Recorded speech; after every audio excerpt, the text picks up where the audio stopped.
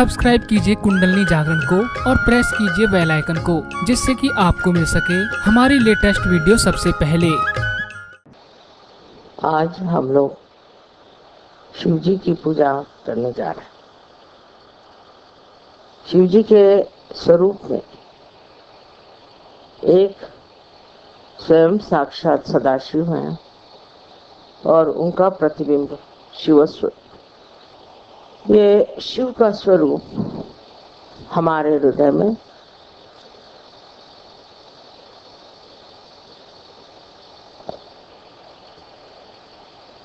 हर समय आत्म स्वरूप बन के स्थित है। ये मैं नहीं कहूंगी कि प्रकाशित है। जब कुंडलिनी का जागरण होता है तो ये शिव का स्वरूप प्रकाशित होता है और वो प्रकाशित होता है हमारे नसों में। चैतन्य के लिए कहा मेदे स्थिति। प्रथम इसका प्रकाश हमारे मस्तिष्क में, ब्रेन में पहली मर्तबा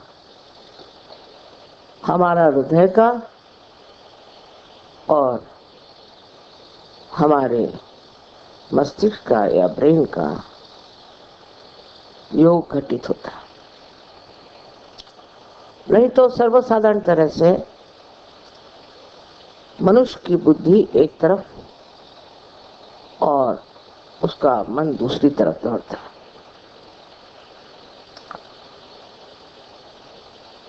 इस योग घटित हो जाने से जो प्रकाश हमारे अंदर आत्मा से प्रकटित होता है वो चैतन्य स्वरूप बन के हमारे हाथों से और तालू से प्रवाहित होता है। ये तो आप लोग सब कुछ जानते हैं, पर आगे की बात समझने की यह है कि जब ये प्रकाश हमारे अंदर आता है तो धीरे धीरे हम देखते हैं हमारी जिंदगी बदलने लगती। हमारे अंदर का क्रोध और अनेक जो हमारे षड्रूपी हैं वो खत्म हो जाते हैं। धीरे धीरे सब चीजें गिरती जाती हैं और मन में श्रद्धा प्रस्थापित होती है। श्रद्धा में बुद्धि जागृत होती है। किसी भी चीज का महत्व नहीं रह जाता। अब शंकर जी की जो हमने एक आकृति देखी है, एक अवधूत पहुंचे हुए एक बहुत कोई अवलिया हो उस तरह के होते। उनको किसी चीज की सुध बुध नहीं, बाल बिखरे हुए हैं, जटाजूट बने हुए हैं, कुछ नहीं तो बदन में कौन से कपड़े पहने, क्या करें, इसका कोई विचार नहीं। ये सब काम उन्होंने नारायण को, विष्णु को दे दिया। वे स्वयं मुक्त व्याघ्र का चर्म पहन करके घूमते हैं और इनकी सवारी भी नंदी की है जो किसी तरह से पकड़ में नहीं आ सकता।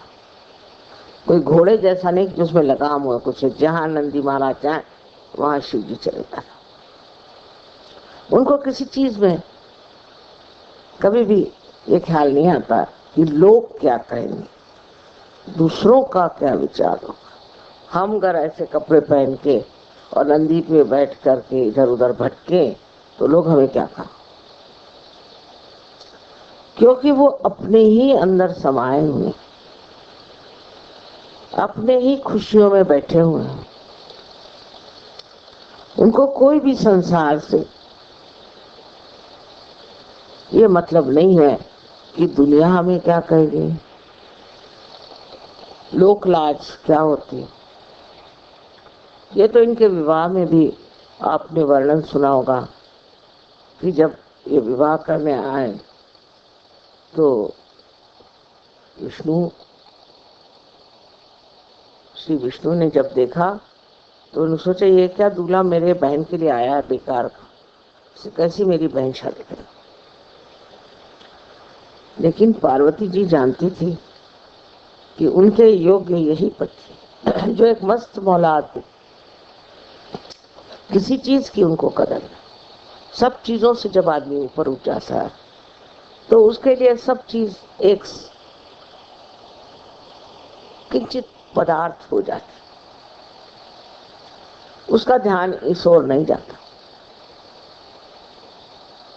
ये शिव जी का जो अवतार हम लोग देखते हैं बहुत हमें प्यारा लगता है, मोहक लगता है, और सब लोग सोचते हैं कि शिव जी का सारा ही काम कुछ तो भी विशेष।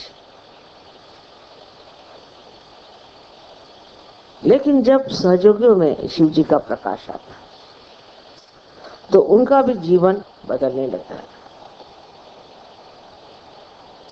मैंने देखा है कि इससे पहले कि सहयोग में आए, औरतें भी आदमी भी बहुत सज धजना पसंद करते थे। सारा ध्यान इसी में रहता था कि आज क्या पहने, कल क्या पहने। और आजकल तो इसका प्रादुर्भाव बहुत हो गया है क्योंकि सब जगह बहुत सारे ब्यूटी क्लिनिक निकल आई हैं, ये है वो है, तो औरतें इसमें बहुत फंसी। पर जब अंदर से निखार आपके सौंदर्य का इस प्रकाश से आता तब इन सब चीजों का कोई महत्व नहीं। उसी तरह आराम भी एक तरह से आत्मा का ही आराम मनुष्य खोजता है। अपने आराम से दूर रहता है। इसमें जो परदेसी लोग हैं इनको देखिए, ये बड़े बड़े घरों में रहते हैं, इनके पास मोटरें हैं, सब कुछ रईस हैं, पर यहाँ आते हैं तो हर जगह समाये रहते। लेकिन हिंदुस्तानियों का ये हाल नहीं।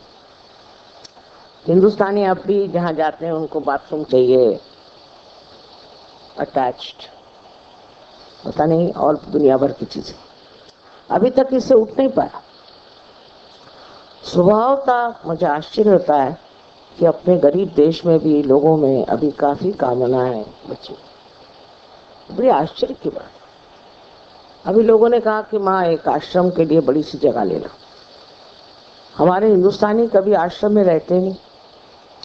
अभी ये आश्रम हम लोगों ने लिए जब बनाया, कि मेहनत से खर्चा करके, इसमें रहने के लिए कोई तैयार नहीं।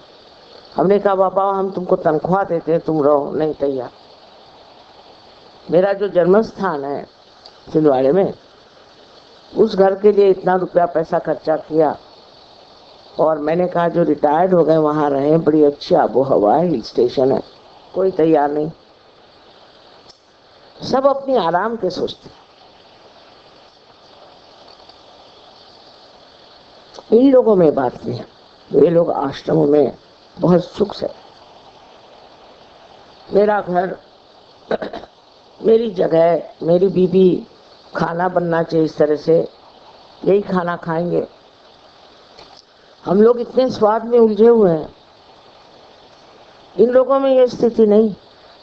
हिंदुस्तानी खाना भी शौक से खाते हैं, लेकिन मुझे मालूम है जब हिंदुस्तानी आते हैं कबेला तो अपनी रोटियां पराठे वराठे बांध के लाते हैं, अचार वचार लेके आते, क्योंकि उनके जीभ से नहीं उतरेगा।